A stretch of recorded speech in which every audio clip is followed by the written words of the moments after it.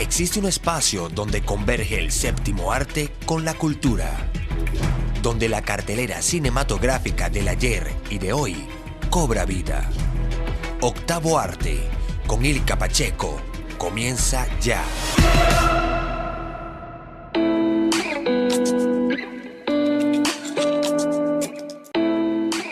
Ciudadanos del mundo, mi nombre es Ilka Pacheco, locutora y productora de este espacio. Octavo Arte, el séptimo arte con un toque de cultura.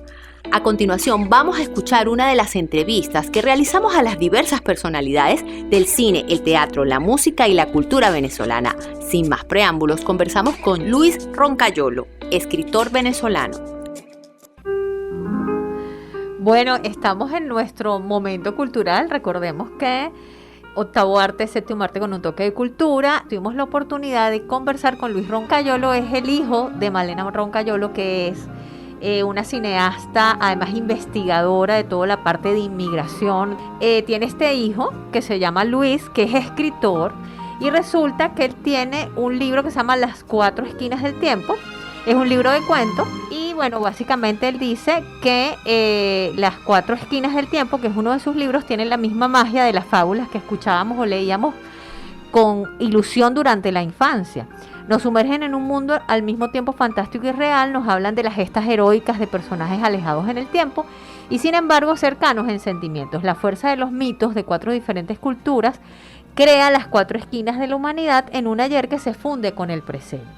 Bueno, nosotros tuvimos la oportunidad de conversar con él vía voice. Él vive en México y yo le pedí que me hablara de sus obras publicadas. Él tiene una novela que publicó en el 2020 y un libro de cuentos indígenas y de otros países. Entonces él nos describió. Hola Ilka, ¿cómo estás? Estoy muy agradecido de estar en tu programa y bueno, espero que estés bien. Para hablarte un poco sobre los dos libros que he publicado hasta ahora. Mi primer libro se llama Las Cuatro Esquinas del Tiempo y es un libro de cuentos. En total son 14 cuentos, cada uno dividido en 4 partes, porque cada parte representa una cultura distinta. Entonces, por ejemplo, están los historias de indígenas precolombinos, hay una sección de grecorromanos, hay cuentos de vikingos y hay cuentos del Medio Oriente. La novela se llama La Estrella del Simurgh, fue publicada por una editorial española llamada Grupo Dauro y es literatura histórica con elementos de fantasía. La historia gira alrededor de un viajero musulmán de la Edad Media, de mi invención, es un personaje que yo inventé, es completamente ficción, que está viajando por el mundo, pues, ¿no? Por el Medio Oriente, por Asia, llega a estar en Rusia, y bueno, la verdad es, yo trato de integrar elementos de fantasía en mis historias, de forma tal que la idiosincrasia o la cultura o los mitos y las creencias de mis personajes de alguna forma cobran realidad, ¿no? Entonces hay personajes que tienen ciertos poderes místicos, mágicos y en general yo trato mucho de mezclar fantasía con realidad como para poder transportar al lector a un universo distinto de nuestro presente que es tan racionalista, ¿no? Donde la ciencia y la razón casi siempre son los únicos criterios para evaluar el mundo. En mi literatura yo trato de evocar estos mitos en contextos históricos reales para generar esta impresión, pues, ¿no? De cómo las creencias pueden ser verdaderas. Bueno, ahí tenemos a Luis Roncayolo, que él nos estaba hablando de las obras publicadas y de cómo él nos introduce en todo ese universo, ¿no? Yo le pregunto a Luis por qué él decide ser escritor justamente en esta época en donde quizá la mayoría de la gente quiere trabajar con la parte audiovisual, ¿no? Él nos responde lo siguiente. Yo siempre había tenido curiosidad por la escritura. Desde que tengo memoria, escribo cuentos, historias, Al principio yo era de esos niños que dibujaba, hacía muchos dibujos de personajes, criaturas, y bueno, ya hoy en día reflexionando sobre esa afición mía en la niñez, me doy cuenta que esa era mi manera de contar historias, porque recuerdo perfectamente que al crear algún personaje siempre había algún cuento que contar alrededor del dibujo. Entonces, claro, yo era un niño, no tenía tanto la habilidad de escribir, que uno aprende luego con la adultez. Sin embargo, ya yo tenía esa vena narradora, ¿no? Y cuando migré a México, me reencontré con la lengua española, pues porque yo escribía mucho en inglés a partir de mi maestría y de mis estudios universitarios, pero en México me vuelvo a encontrar con el español y encuentro que en México hay una vida cultural y literaria muy rica, muchos escritores, poetas, muchas librerías, y eso de alguna manera vuelve a despertar en mí un interés que tengo desde que soy niño, y nunca había considerado ser escritor ni nada por el estilo, pero aquí en México dije, bueno, vamos a ponernos a escribir algunas cosas, ¿no? Al principio empecé con algunos cuentos y era más que todo una afición mía personal, ¿no? Para compartirlo con mi familia, con mis amigos, y no tenía como mayores pretensiones.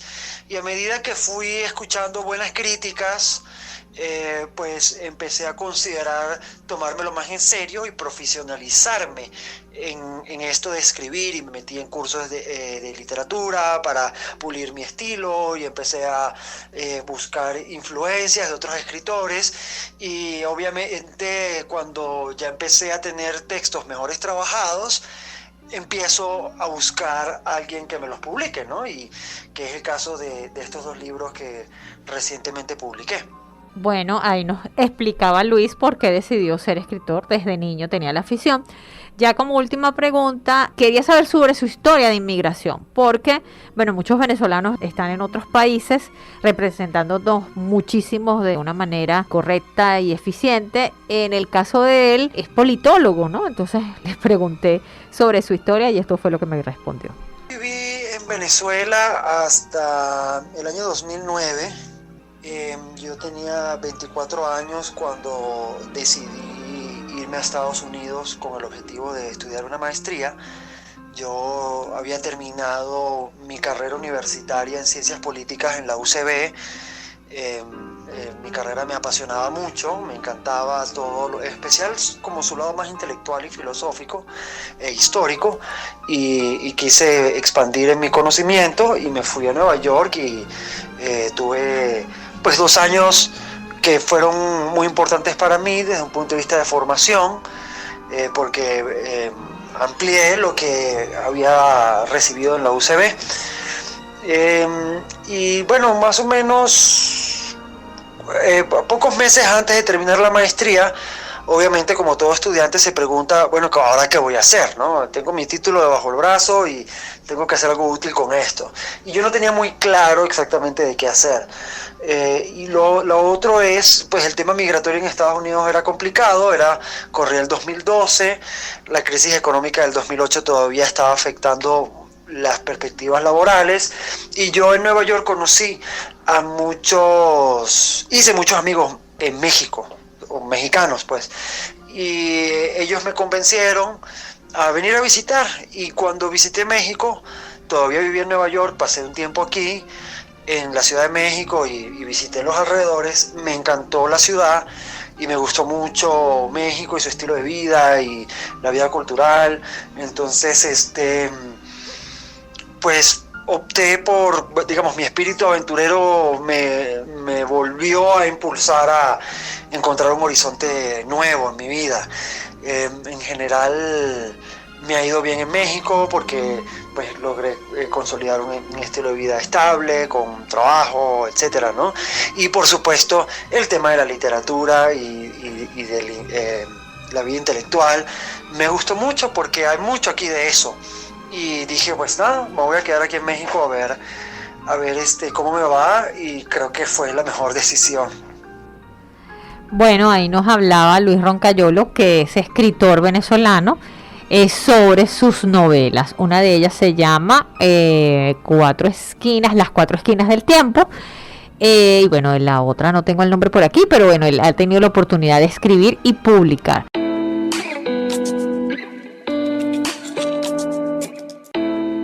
Si este video te gustó, suscríbete, compártelo y dale like.